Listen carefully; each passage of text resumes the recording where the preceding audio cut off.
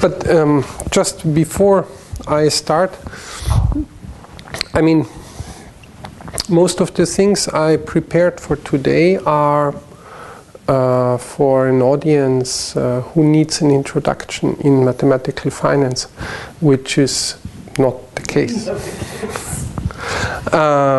But I will do it a little bit quicker, and I will maybe tomorrow, if there are additional students coming, take that part. So it is about a view on term structure problems when time is discrete. Discrete theory of term structure problems.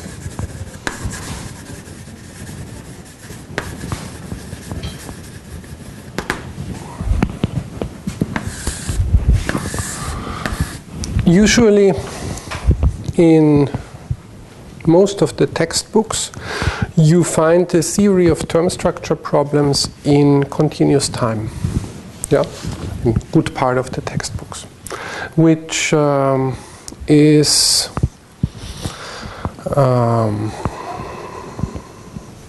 in my opinion not really justified, since by itself already it is quite complicated. You have a potential infinity of traded objects, and you have the additional complications which sometimes appear with continuous time processes. So I try to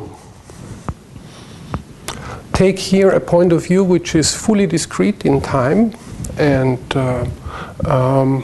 general in the sense where the random variables take values, and I claim that a lot of technical problems which appear due to the appearance of SPDEs are very easily understood in that setting.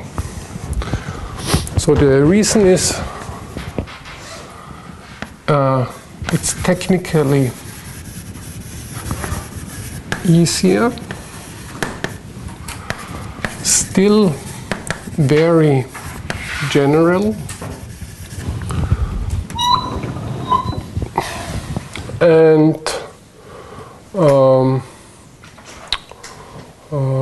yeah, still very general, but technically by far easier than the SPDE theory. And already term structure problems are something challenging, so it's interesting and worth to look how the discrete time theory looks like. So the first part of the lecture is notation and no arbitrage theory. Just to fix a little bit of notation and to formulate the basic statements now, rather without proofs, which we need in order to talk about discrete theory of finitely many traded assets. So first we consider finitely many traded assets, and the name we give to them is S0 up to SD of t, and time is here simply finite. We have a time horizon, and this is a natural number.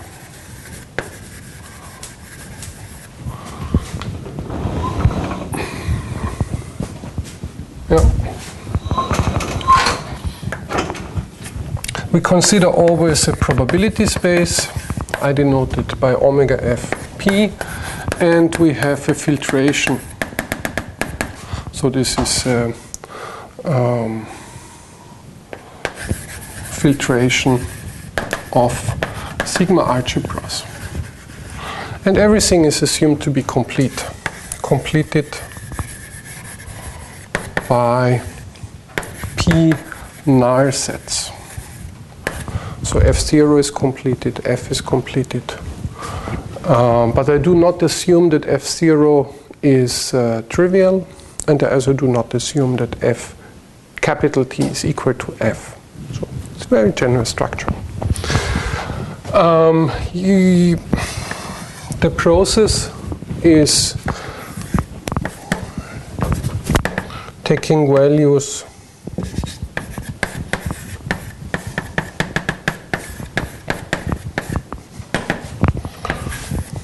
in R, and so if I collect all the random variables together, I have RD plus 1.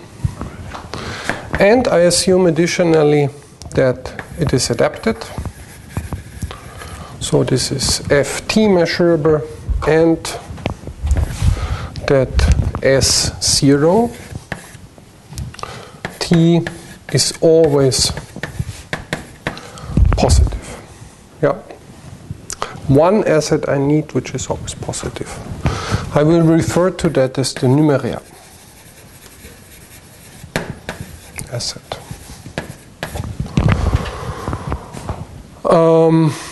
Good.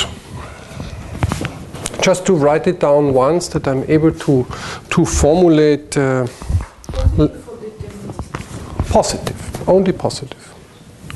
Because in interest rate theory we are dealing with numeraires which are not deterministic. Just positive.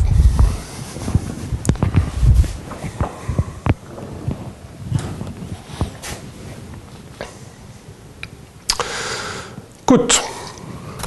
What is a portfolio? A portfolio is a predictable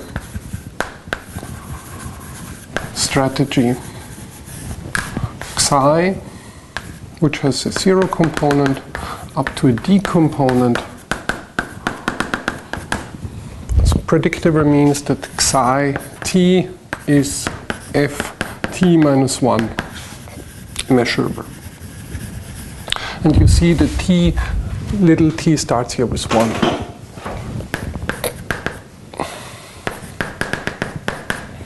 So this is a portfolio. What is the wealth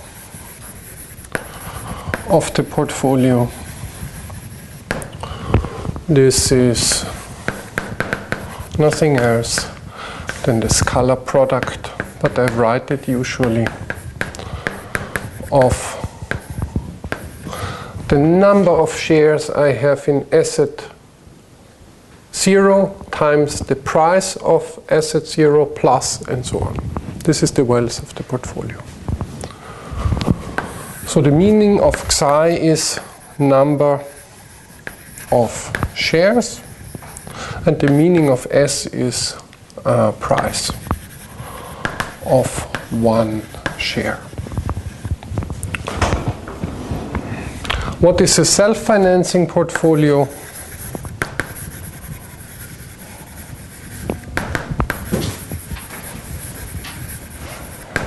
A portfolio is called self-financing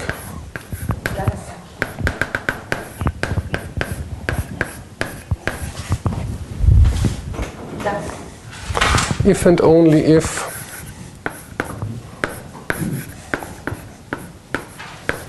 the change in value comes from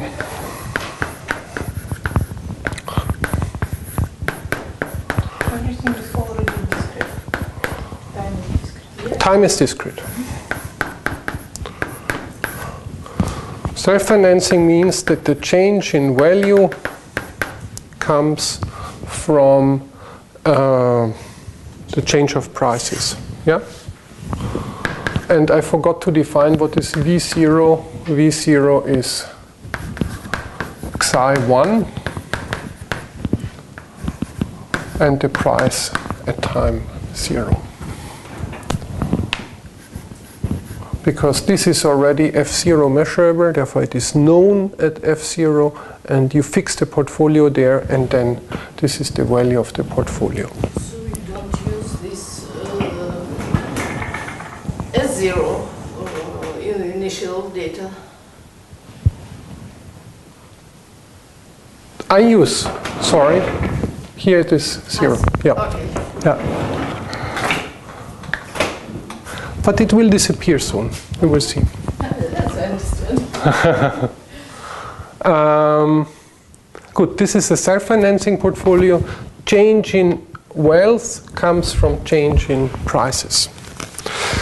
So apparently the condition to be self-financing is a linear constraint on portfolios.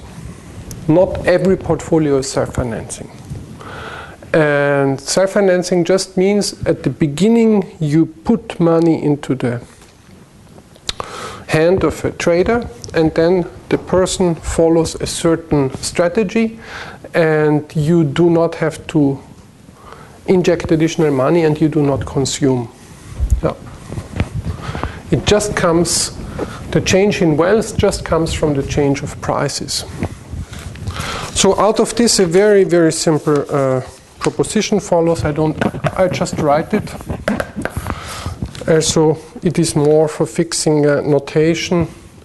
A portfolio is self-financing if and only if the value process can be written as a stochastic integral with respect to the process S, and this just means the sum k goes from 1 to t, the sum I goes from 0 to d, xi I k, si k minus si k minus 1. Yeah? And this is the case if and only if we have this rebalancing condition. So when you have the value at time t,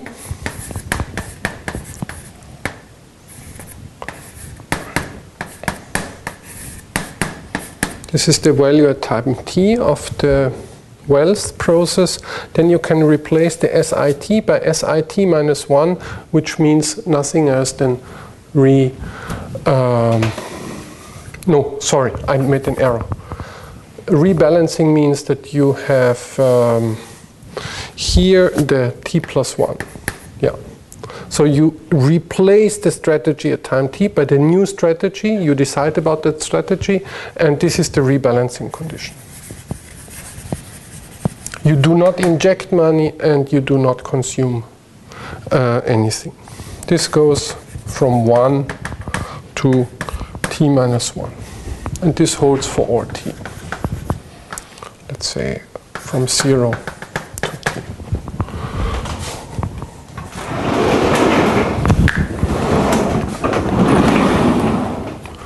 The proofs are obvious and one line longer. But there's one easy and interesting conclusion we can draw from that. We can define ourselves a new market, S tilde, which is 1 in the first component, and then I have S1 divided by S0. Let's write the t here.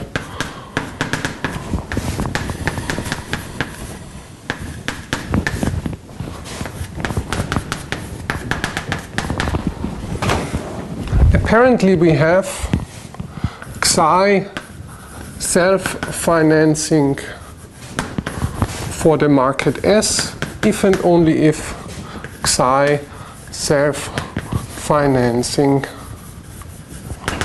for the market S tilde, yeah, which follows, let's say, from this last condition, because you can divide it by S0, everything. So, out of this little consideration, you are able to write or to eliminate the linear constraint which was in the system by just saying in the future we calculate with S tilde.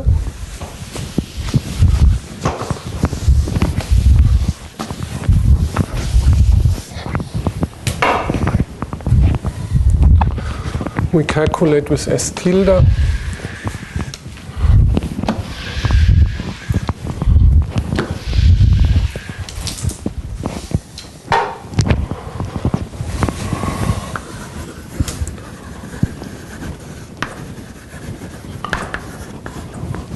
calculating with S tilde removes the linear constraint on portfolios. What does that mean? If I want to calculate V tilde of t, this is Vt, the wealth, divided by S0 t. This is V tilde 0 plus, by the proposition which I proved before, the stochastic integral with respect to S tilde. Yeah? I just apply the proposition. Yeah? And now when you see, here you have now the stochastic integral from 0 to t, and here you have I from 0 to d. Xi I t S I tilde t minus S I tilde t minus 1. So you immediately see that the component xi 0 does not show up anymore in the sum because there are differences of ones. So this means that the linear constraint by this change of coordinates is now in this initial value, and here you have xi S tilde which does not depend on xi 0. So this means if I give myself any predictable process, I can define xi 0 such that the whole, there exists a unique xi 0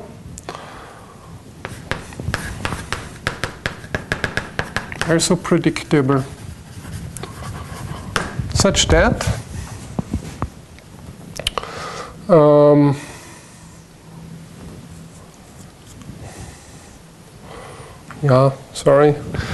I have predictable process and I have a V0 tilde.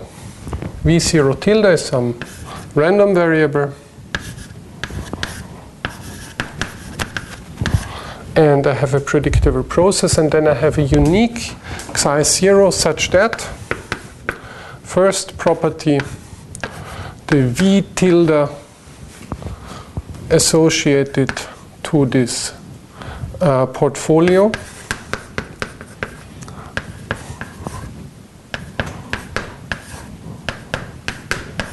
equals V0 plus the stochastic integral, which does not depend on xi 0.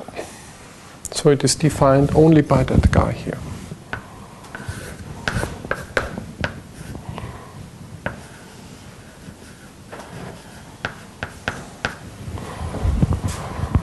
And second, certainly, this is self-financing, which follows from the first statement too.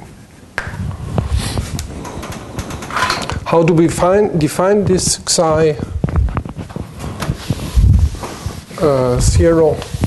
Very easy, by simply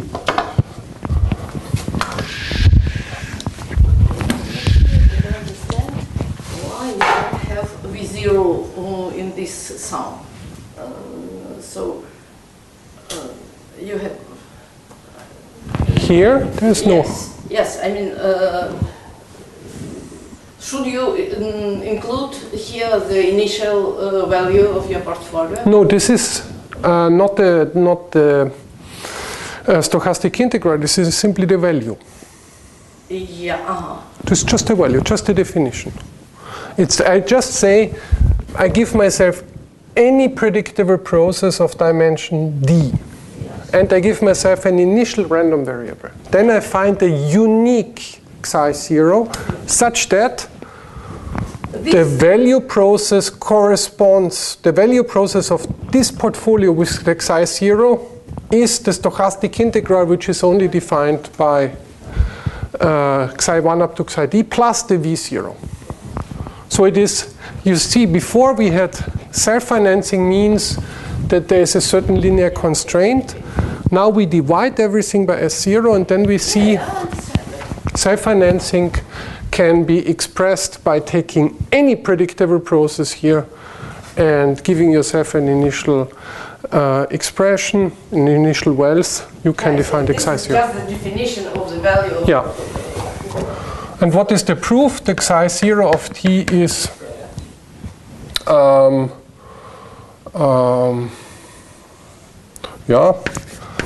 v tilde plus the stochastic integral, which does not depend on xi0, minus I goes from 1 to d xi I t s tilde I t from 1. This is the definition of the xi0. Yeah? Okay? And little calculation, this is predictable. Yeah? Because the only part which might cause a problem is t, and this just goes away. So this is predictable. Yeah? I understand the interpretation of this is a part yeah. Value. Right? Yeah. And what is discounted? I just want to make the point here that discounting has an economic meaning. Therefore, we often introduce this, and it's like that introduced in economics. Here, it appears out of a mathematical reason. It is, yeah, but you could also say the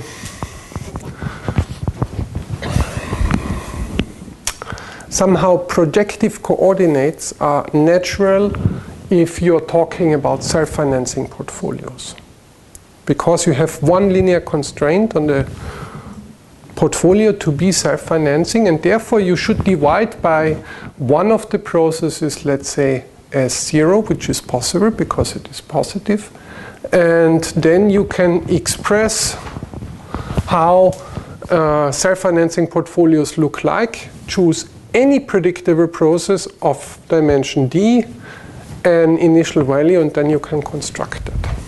So this is somehow the way how you express easier the linear constraint of being self-financing. Yeah. So this is a nice piece of a nice starting piece, that the fact that discounting appears through the importance of self-financing portfolios. Yeah. We have an economic intuition for discounting, but we also have this intuition here. Yeah. Good. Now I come to the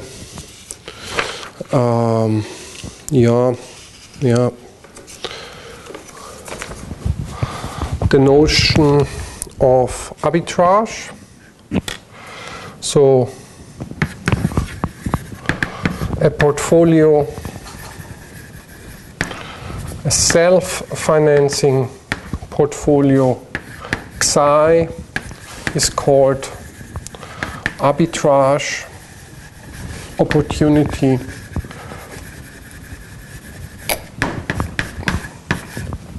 if and only if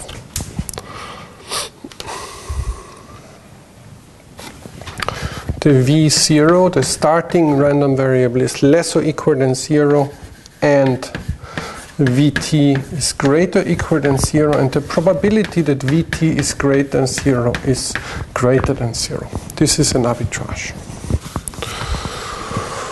And you can right away prove that this is equivalent to, no, I formulate it differently. A model admits an arbitrage if and only if there exists t, some point in time, and at this point in time an eta, which is ft measurable, ft minus 1 measurable, and rd valued, such that the return vector of that investment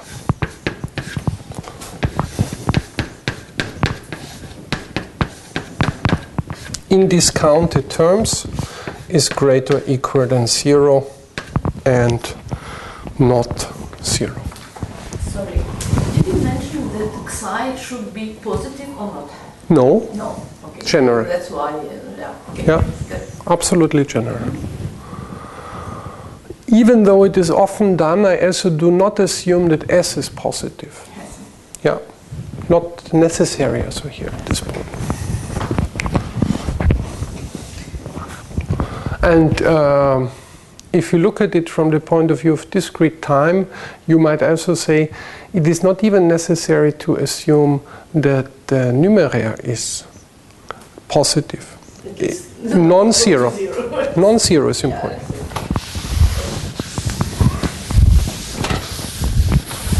So far, it is not necessary. Soon it will be necessary, because for arbitrage, changing. So when I write it in discounted terms, it certainly matters what is the sign of the numeraire. If I have a change of sign, I run into troubles here. Just so far, it was not necessary.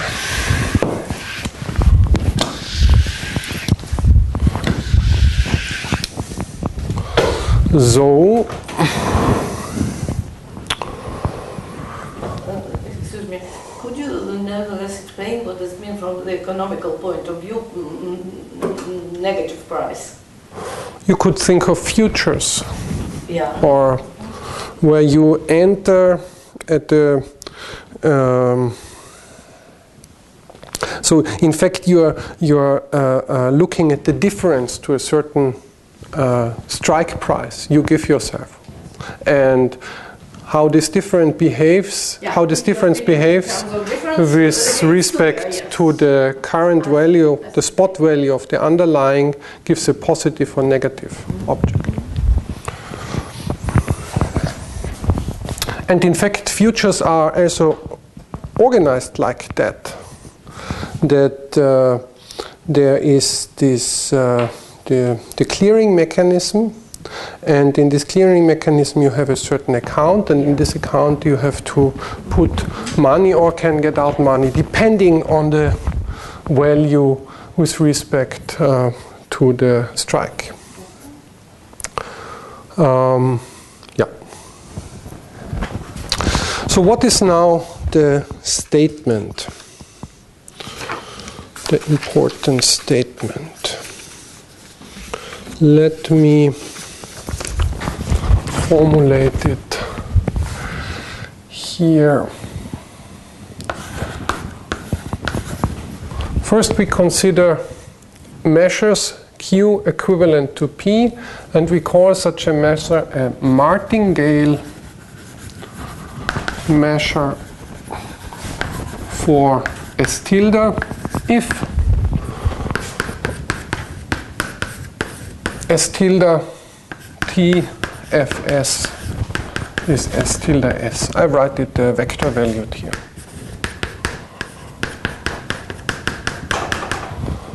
So this is then a martingale measure for S tilde. And the statement is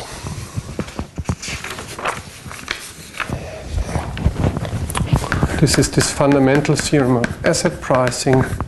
Model is free of arbitrage if and only if the set of equivalent martingale measures is not empty. I write it. There exists a measure Q equivalent to P, Q martingale measure for a still. Yeah? This is the statement. I don't go into the details of the proof now because I think everybody in the audience knows that. Yes, please. Correspond in in this statement, what corresponds to initial value of capital equal to 0? This. Yes, and in the equivalent definition? No, yeah, there you have 0 plus. I mean, this is nothing else than a return. So a return is what happens to your portfolio value over one period. If you have an arbitrage, you are starting at most at 0. If you have such a return, you turn positive. And then you have, if you have such a portfolio which has an arbitrage, somewhere this has to happen, and the other way around, if you have that, you can easily construct an arbitrage opportunity.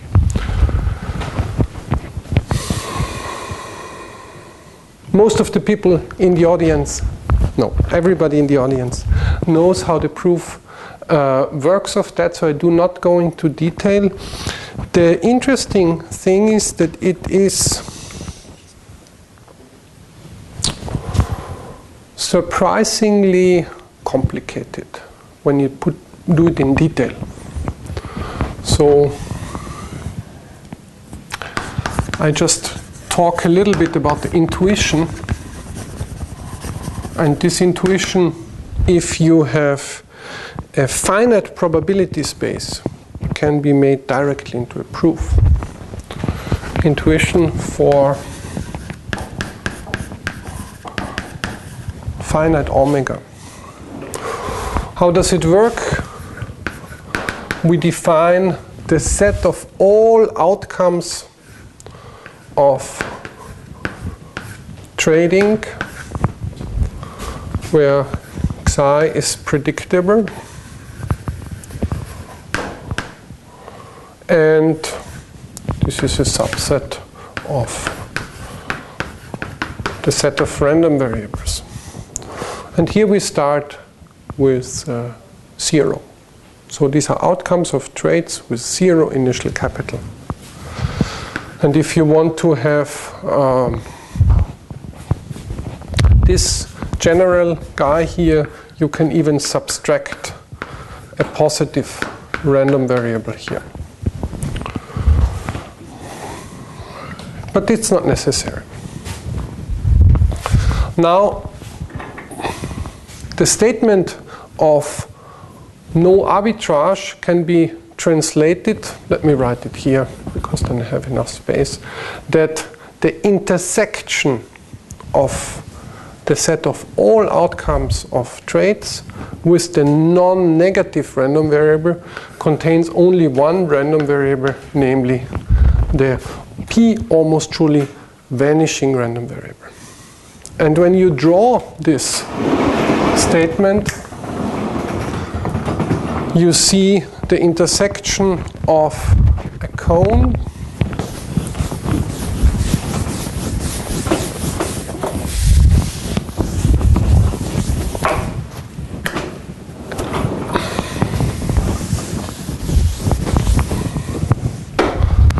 intersection of the cone of non-negative random variables with a subspace is 0, which means that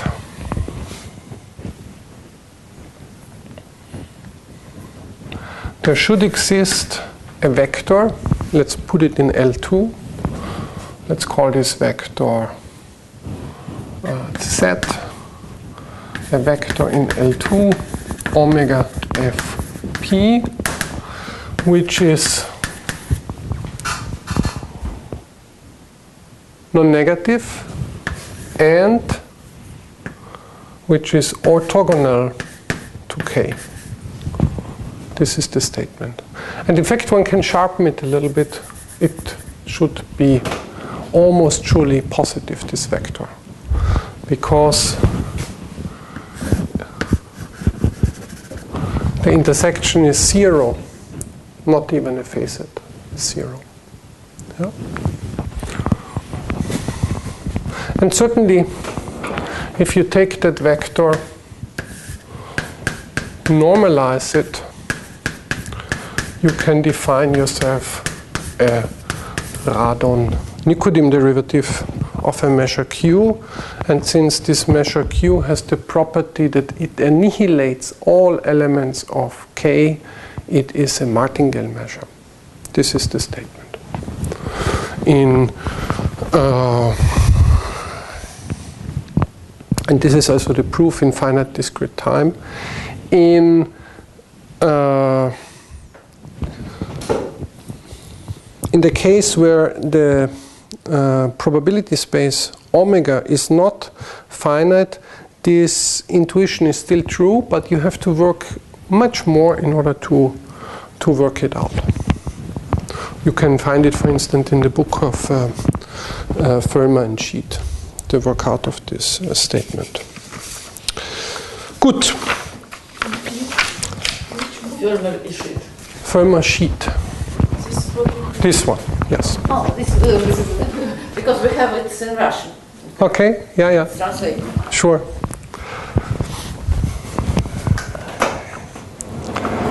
So, this is the starting point of our considerations. Let me make one simple conclusion now here of the fundamental theorem of asset pricing.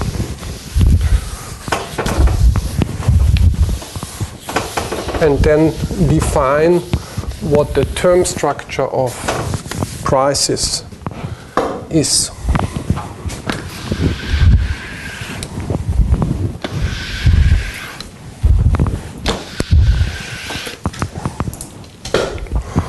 So this is pricing of claims. So we take a market model.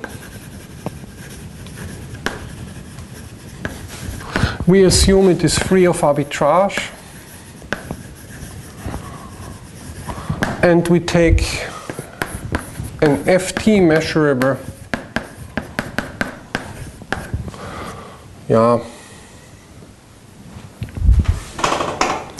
random variable, and let's say it is bounded.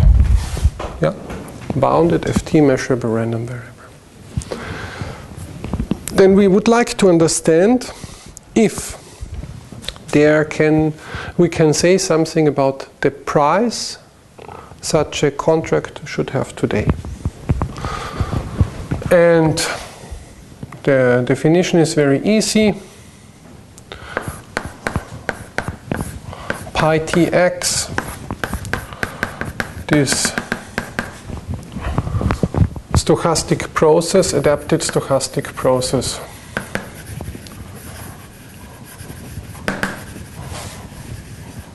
is called price process for x if at time capital T this is just the claim x. And when is this arbitrage free valuation of the claim x? So this price process is called arbitrage free if the market S extended by that price process is still free of arbitrage. Yeah? Free of arbitrage means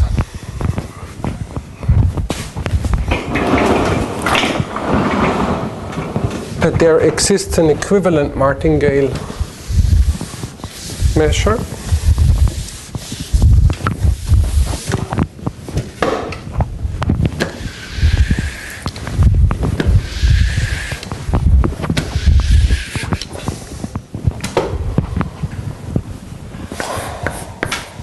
So the statement is this is arbitrage free if this is free of arbitrage, which means there exists a measure Q equivalent to P such that this whole guy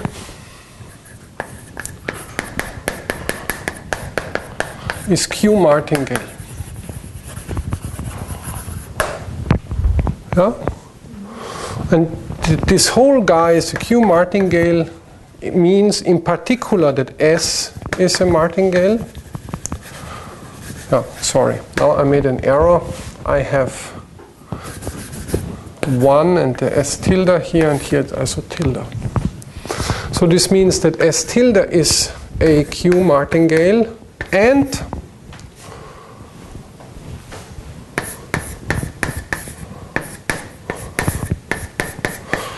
the conditional expectation of pi tilde satisfies this relationship. And this relationship can be evaluated. This means nothing else than if I evaluate it at capital T, x divided by S naught T, F little s is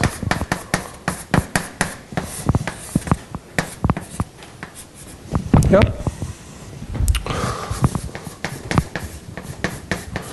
So this means martingale measures are not only important in order to check that the model is free of arbitrage, which was our starting point. They are also important to price claims which are related to contracts which appear in the market.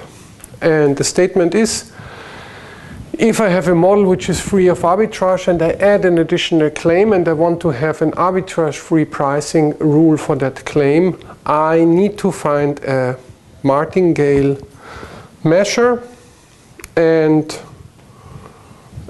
price the claim by this conditional expectation operator. Certainly this holds for finitely many claims. So I always need to have one martingale measure for the whole process such that this formula holds. So far, this is classical theory. Now we enter a little bit new terrain. Actually, we need one martingale measure if the market is complete. Yes, then, but it's not necessarily here the case. Yeah. So, might be not necessarily unique martingale measure. I mean, it's not necessarily unique. This means this pricing rule, which shows up here, is there are several choices for it, depending on the martingale measure.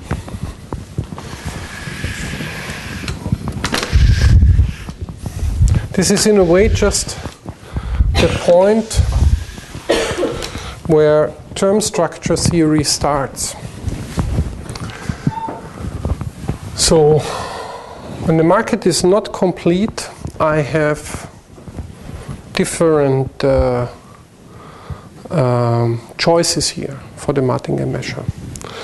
If I assume that the claims X together with this pricing rule constitute something which is, let's say, liquidly traded in the market itself. I should consider not only the underlying process, but the whole market of the underlying together with its derivatives as the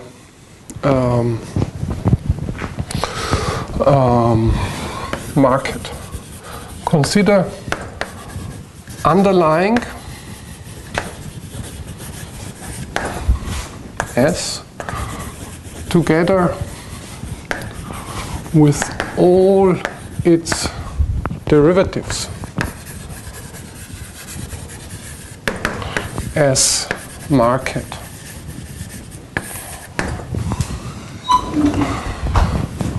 In order to better determine the martingale measure Q. Because when you have now all those price processes, you get more and more information on how the Q looks like. And this leads me to the following definition. I need now to somehow parameterize a little bit. What is a term structure?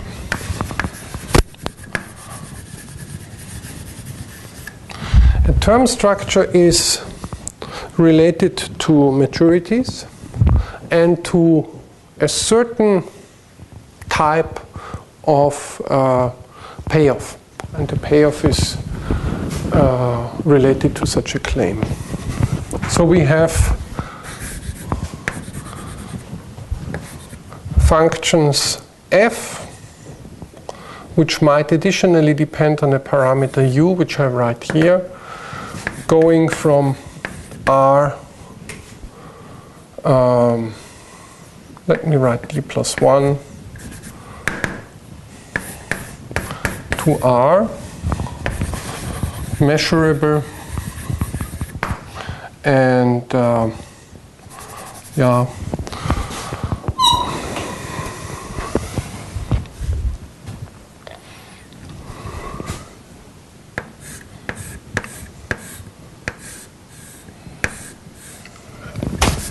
and I could define then claims xu, which are fu applied to the vector s0 t s dt. Let me write the little t here.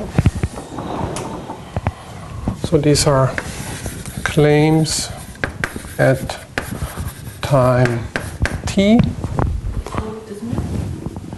A parameter. You will see soon. Just a parameter.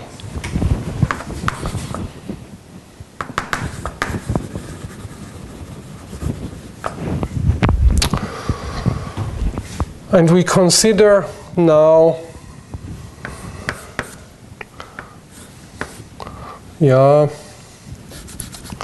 price processes pi s for the claim x mu of t.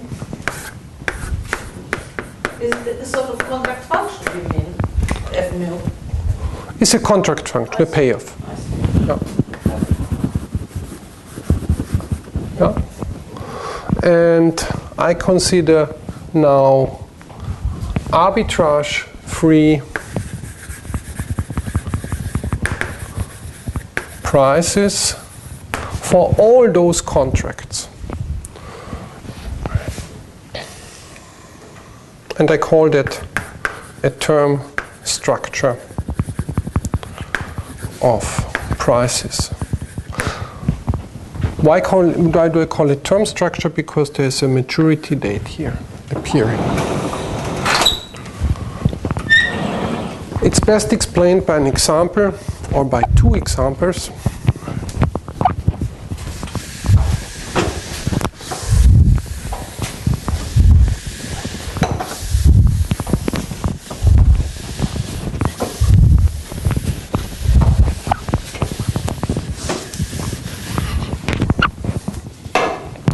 So, example 1,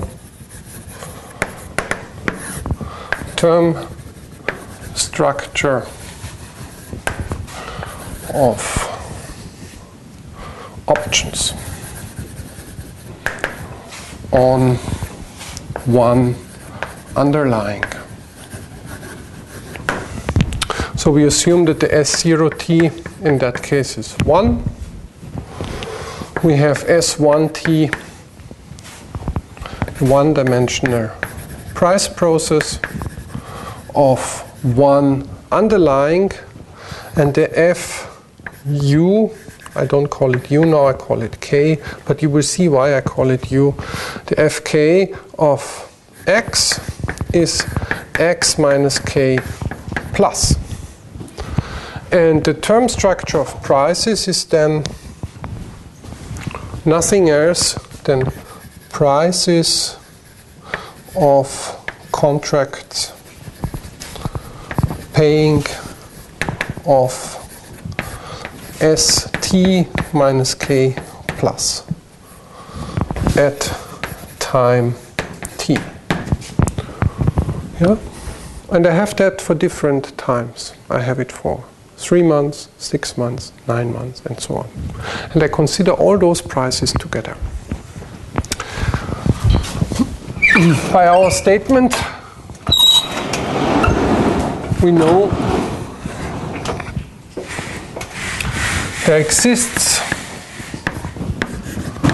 a measure Q equivalent to P such that S1 little t minus K plus Fs equals to this pi S process associated to the payoff St minus K plus. Yeah? So this is the term structure of prices.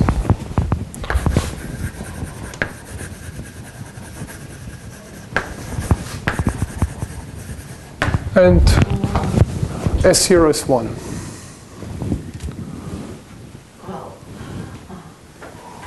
Yeah? It's just... Yes. Just I'm thinking that it should be... so now Fs is not necessary. It might be a random variable. S at the point S small, yes? I mean, S capital at the point at time S small, yeah, be a random variable, yes? This is the sigma algebra. Yeah, yes, I understand. Yeah. Yeah. And non-trivial. Yes. And what is just a notation, PS as a function of ST?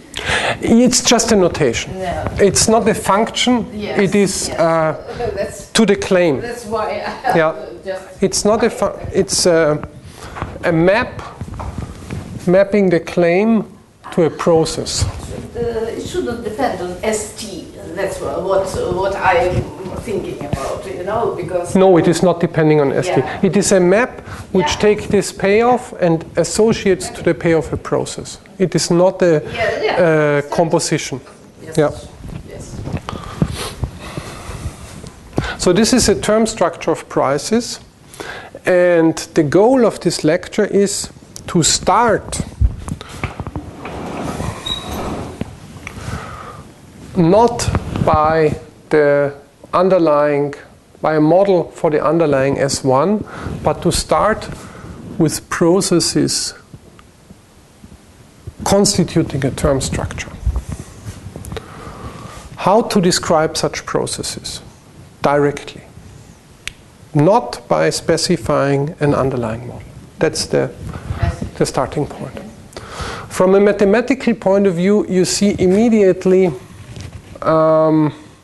that it will not be a particularly easy task because, first, these guys are all martingales. So you have martingales depending on two parameters, little t and k. Martingales in time s depending on two parameters.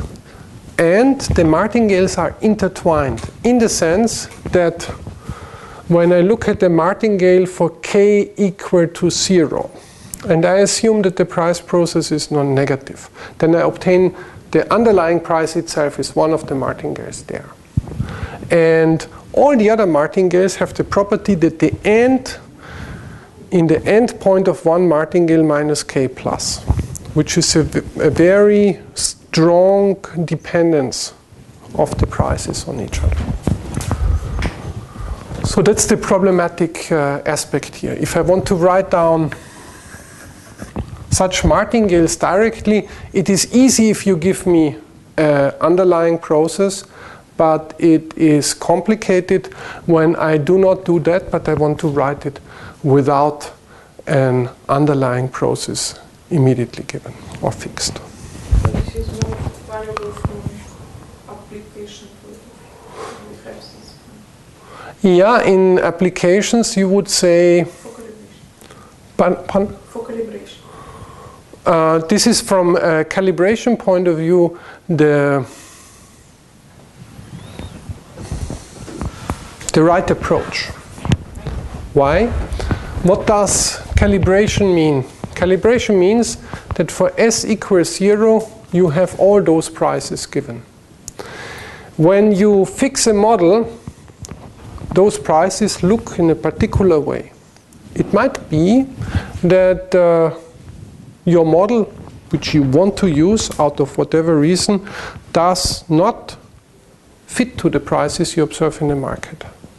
So somehow then you tweak a little bit around, you make things a little bit more general such that it fits to the market, but you do not really have as an input of your modeling simply those prices.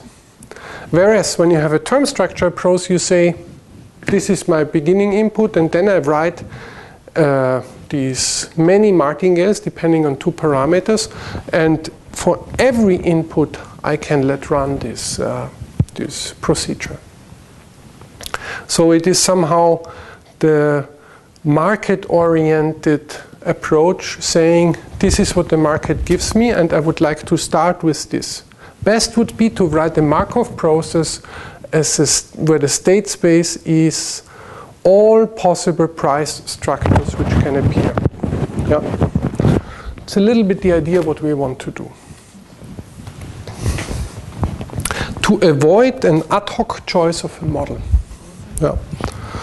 Just to say, the market gives me a certain price structure, an initial price structure, and this should be my input, and out of this structure I should be able to choose a model. Yeah.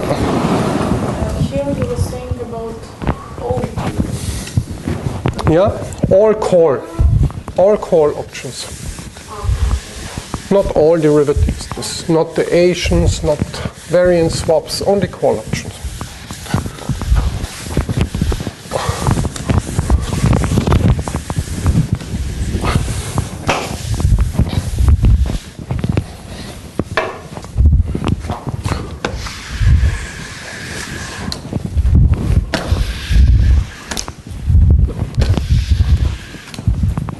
So the usual approach is fix a model for S1 and hope that pi 0 of those payoffs. So this is the expectation with respect to one martingale measure.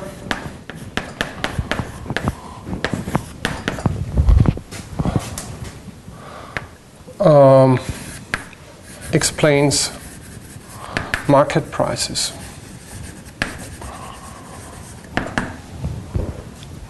And the term structure approaches consider all possible market prices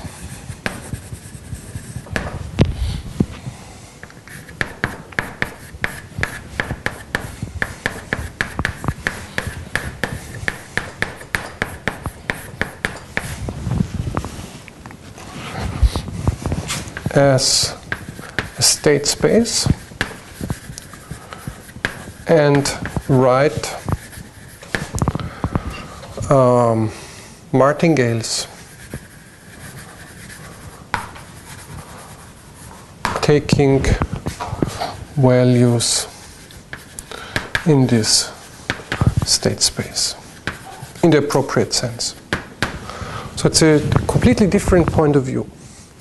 Somehow you say, this is what the market gives me. I take all possible models which could be behind, so I have all possible term structures of prices, and I would like to write martingales which start from such a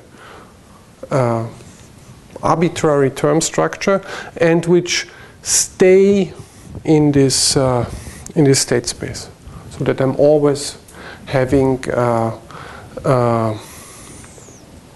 properties fulfilled, which I need.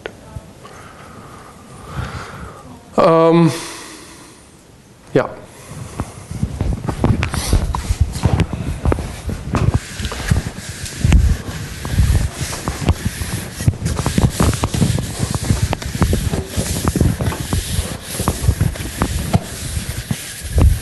Second example is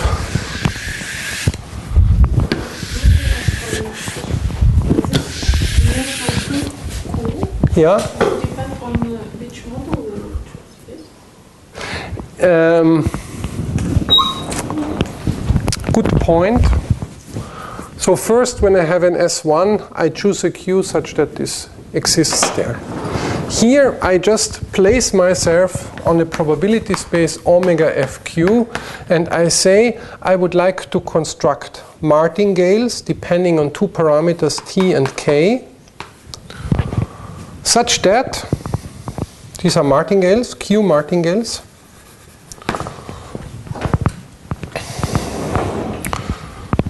such that the following condition holds. The end value of the martingale for K equal 0, so this is the price process itself, minus K plus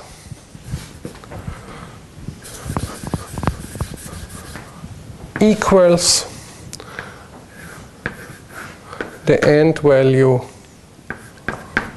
of that guy. So these are the two conditions. So you simply place yourself on a probability space, then you ask, can I construct martingales MS depending on the two parameters Tk, such that the MT0 minus K plus is equal to that. This is just a condition saying that the payoff, which is reached at time t, is the underlying minus K plus. So you construct a lot of martingales whose end values are connected. This is the statement. And it's difficult to do that when you see it from that point of view. There's no underlying model in that respect. You consider the whole structure at the beginning, the whole term structure. Second example, interest rates. So here we have D equal to 0. So we have no underlying, we only have a bank account.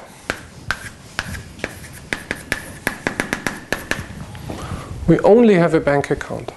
Yeah? This is apparently free of arbitrage, because if I divide this by S0, then I have the process 1, and this is always a martingale. In that sense, you can take any measure. And as I said yesterday, T Fs is the price of the 0 coupon bond divided by that guy, which provides me with the formula.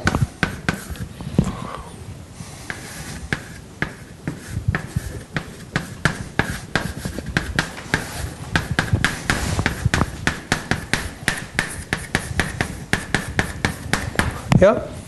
So, but still, now this 0 coupon bond is YT is equal to 0. It's appeared an asset It's an asset. Yeah. Now you add assets and such that you're free of arbitrage. Okay. Then Good. choosing a martingale measure for this market, which can be any measure, produces a zero coupon bond. And here you see the maximal incompleteness which you can have. Every measure is a martingale measure. And therefore, you obtain, as you said before, different bond price structures. How does it look from a term structure point of view? From a term structure point of view, we have here also a very simple situation. The fu of x is simply 1. Nothing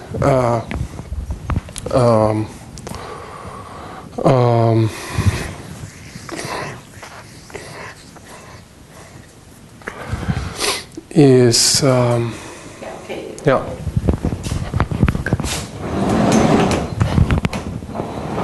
Price for a bond.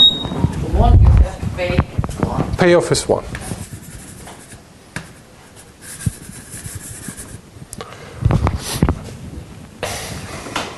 This guy here comes just from discounting. Yeah. So the term structure of prices has now no variable u. It only depends on the payoff time. So there's only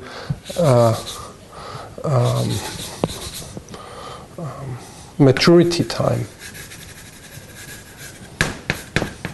is the only term structure variable. And this is the PST. So only maturity is term structure variable. And here it is also the question to write stochastic processes such that the discounted process is a martingale and such that P TT is equal to 1. And again, this is not easy when you look at it from that point of view, because stochastic processes ending in a deterministic point such that discounting provides you with martingales is not particularly easy task. But it is a much easier task than the first one. Why? Because it is quite natural when you have a non-negative stochastic process which ends in 1 to parameterize the structure by taking the logarithm, which provides you with non-negativity, and to take a derivative with respect to the second variable, which provides you with ending in 1. So this is maybe the last proper discussion which I try to make.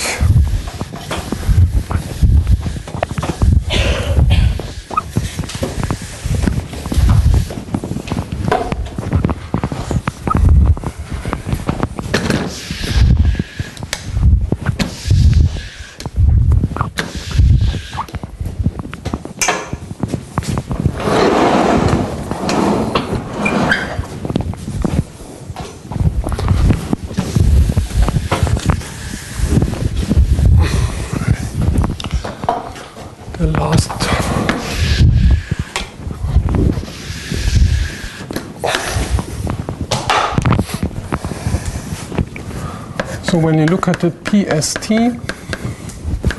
and you decide to parameterize in such a way with functions, let's call them g of little t u du, then the constraints are fulfilled. So model now g tu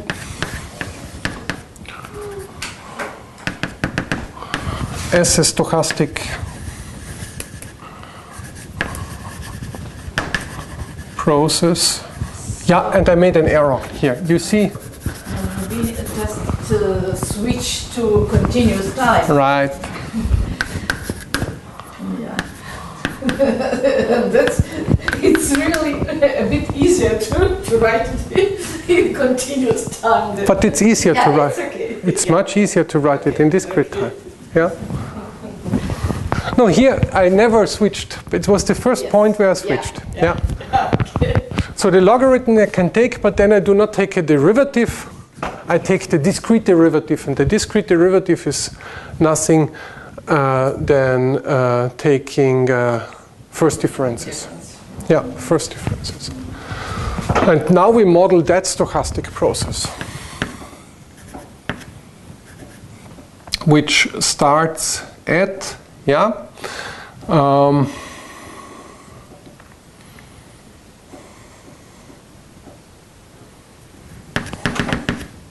going up to time t, and the u is, I made a little error here. Excuse me, there should be an s here. And this, because s is the running variable, s, this goes up to time little t. Yeah.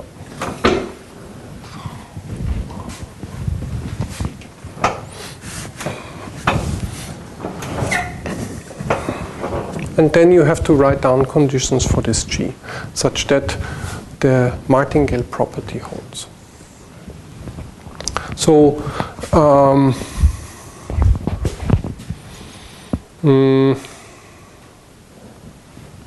in that sense, it is not difficult here,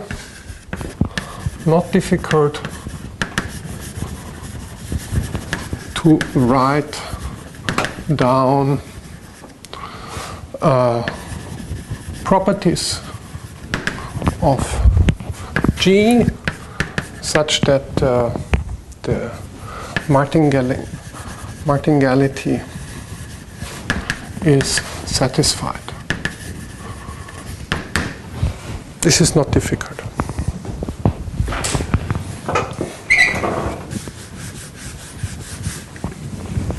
In contrast, here, where you have the option price term structure, this is much more difficult. And therefore, I embed both types of problem into a third problem, which I introduce now, where I have a sort of abstract term structure, which I'm interested in, and this is then the starting point for tomorrow's consideration. I take a term structure which is related,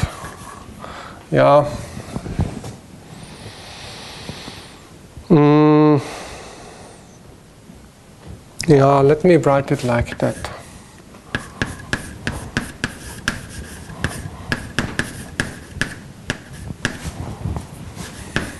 So I take the Fourier basis here. These are apparently not usually traded payoffs. But I write things a little bit differently. I write my stochastic processes now, ST, as exp of xt. So I have non-negative processes here. No, positive processes.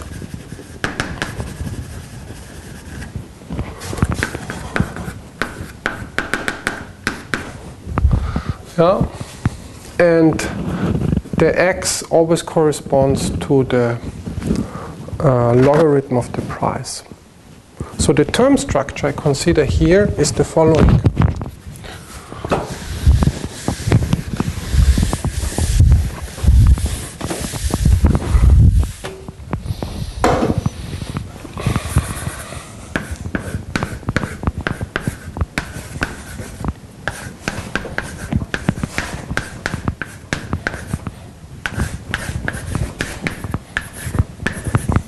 These prices pi of s, depending, and now I introduce a notation on the variable u, on the parameter variable u. Okay, so what is x here? It's the logarithm. No, I mean, it's okay. It's logarithm. My question is, x is numerical value or it's a vector? It's a vector. Right. So what is x? I don't. Oh, I see. Good. I goes from, Good. let's say, So 1 to d. You have a number of x's. Yeah. And then you have this sort of Fourier transform. And Yeah. Okay. Yeah. So the term structure I consider is the term structure related to these Fourier payoffs. Yeah. Yeah? Why do I do that? Why such a term structure? So this needs an explanation. First,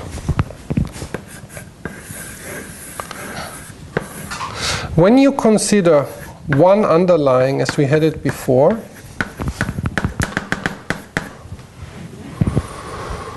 which we can write as under this non-negativity assumption e to the power x1 of t by taking the logarithm, then if I give you for one point in time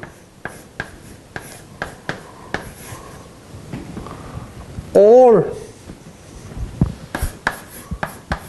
prices of the type, this is equivalent of, or this, yeah, I formulate it differently. Knowledge of that function, knowledge of that function is equivalent to knowing the law of S1 at time t, the marginal law. And knowing close to the pure. Pardon? Something close to the pure. Yes, but somehow the discrete time version of it. So knowing all those option prices gives me the law of S1. Knowing the term structure of option prices today gives me all the marginal laws of S1 at different times. I can encode the law under the martingale measure in the option prices or in the Fourier transform. In fact, this can be linearly transformed into each other. So it's not pointwise, you need to know the whole curve and then you can transform that curve into that curve and the other way around. So in that sense it is equivalent to know the term structure of option prices or to know the term structure of Fourier payoffs. It's the same. First explanation. So it is, you could say it's another way how to express the information. An equivalent way. Can be related also to interest rate theory. Here we have the situation before was also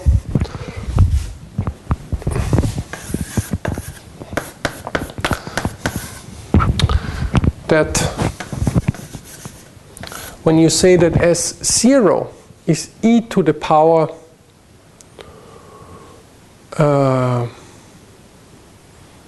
the integral you would like to say, but I say now the sum of the short rate process. S goes from 0 to t minus 1 rs with a minus. This is the S0 at time t. And if I discount, this gives me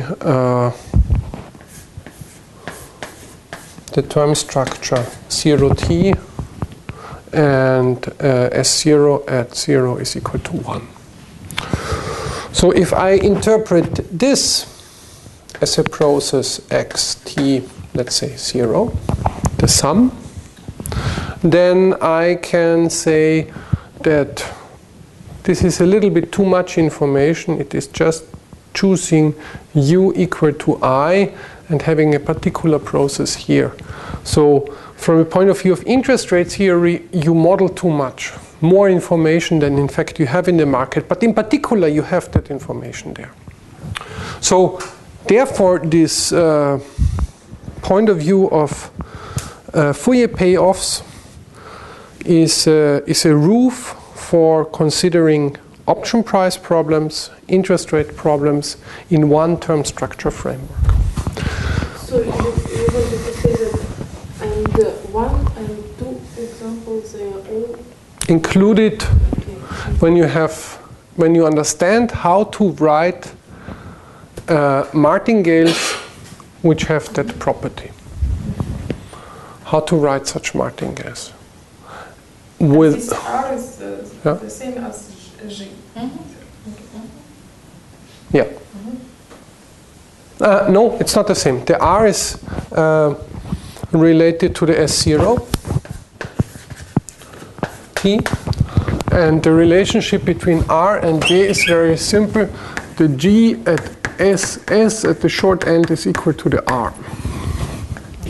This follows.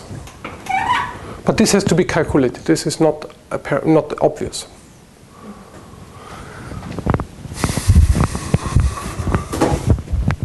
I just want to say, if we learn how to write martingales with such a payoff, we are able to say something about option price problems and interest rate problems. And any other term structure problem in commodities, in variance swaps and so on is encoded in this situation. So that is somehow an important guy what we have here. So is it correct, this R is really short time? The short term. This is a sort of forward. Right. So the forward rate is given by these first differences of the logarithms. And when you look at the forward rate for a soon expiring bond, you obtain the short rate. Therefore, it is at the short end here. So the statement is, or the question is, without giving yourself a process X from the beginning, can we say something about families of martingales which qualify for such an equation? Yeah, this is what we would like to see, and that's apparently a complicated question. Yeah. So without giving you an X, we would like to have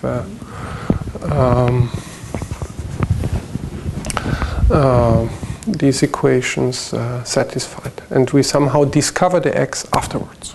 That's the goal.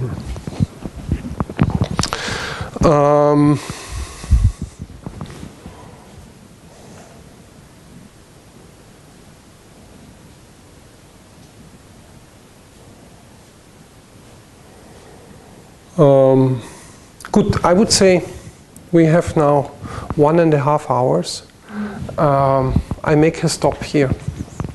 Tomorrow I start by writing down this equation again and then parameterizing it. And I do something funny. I just copy this approach here and I embed it into something. Maybe I write that as an outlook. No.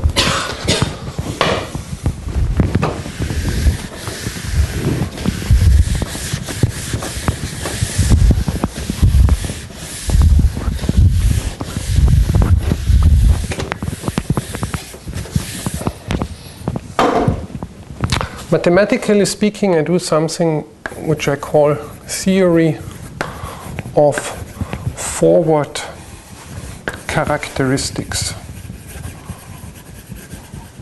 A theory of forward characteristics. We all know the famous theory of semi-martingale characteristics, which knowing the semi-martingale characteristics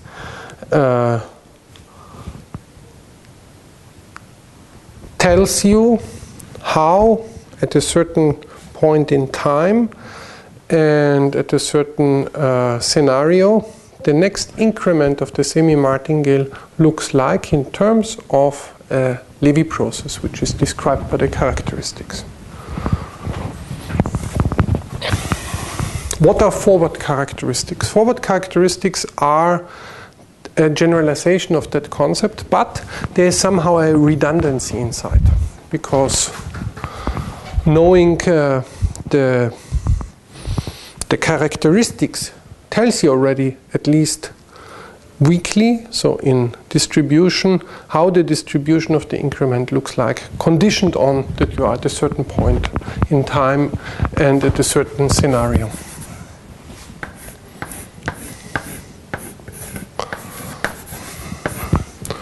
What are forward characteristics? These are the conditional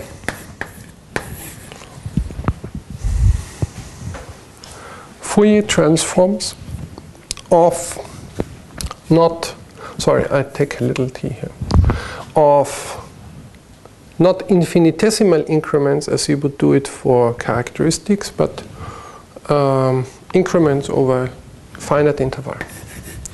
And we write that, or we assume that we can write that, this is now an assumption, already in such a way.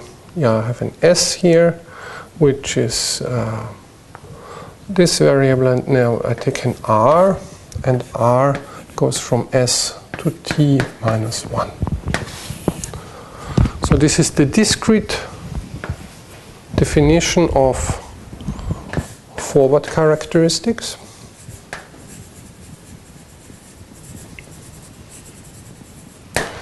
What would be the characteristic, the discrete definition? It is just the forward characteristic, but for one increment. So for S and S plus 1. This would be the characteristic of this discrete semi-martingale. But if you look at it a little bit further in the future, you have these increments, let's say S plus 2 minus S, S plus 3 minus S, not only S plus 1, then you obtain forward characteristics. You might argue here at that point, from a weak point of view, it is the information which is in the characteristics of X should be sufficient in order to describe the semi-martingale X. Somehow you have redundancy here. Yeah? This is the reason why there are conditions which have to be satisfied. Otherwise, you are not working with a process of forward characteristics. And these conditions I'm going to derive next time. If you were only having the short end, R equal to S, then there are no conditions. There's simply, you can take anything which qualifies to be the logarithm of a Fourier transform, and this provides you with characteristics of this discrete semi-martingale. But when you have something which is forward characteristics, you have conditions. Yeah? And you can derive now a History-Morton condition for that. Here you will see that it is a huge advantage that we work in discrete time, because we are having no problem at all with integrability, local martingales, and so on. You see already the definition of a characteristic in discrete time is comparatively very easy. You simply write it down and you say, well, this is the conditional characteristic function, the logarithm of the conditional characteristic function of an increment. That's it. That's the characteristic. This tells you what is the conditional distribution of the increment, which is what the characteristic should do. But the goal was to describe this eta process now. Yes, to find a way to describe these martingales. Yeah. So not for increments. For increments, it's just easy to do. I would say for increments there are no conditions. You just take, when you have a first increment, you just say, I have this process, this predictable process, what you can and now you are going to fix a model. Yeah, and this means that you fix a model. Yes. And this is just what we do not want to do. We want to write the conditions for eta, and then afterwards, having a dynamics for eta, reconstructing the x. This is somehow the goal. And this, I mean, this is like in interest rate theory. In interest rate theory, you can either start by the short rate process and derive everything from that, or you can say you write the His-Morton equation for that process, and then you deduce afterwards the short rate process. In His-Morton, this is easy because the short rate process is the short end. Yeah. Here it will be a little bit more complicated, but still it will not be difficult. I don't know His-Morton equation. This HGM equation. So this is an equation for the G. We will write it tomorrow because everything is included in that setting. Yeah.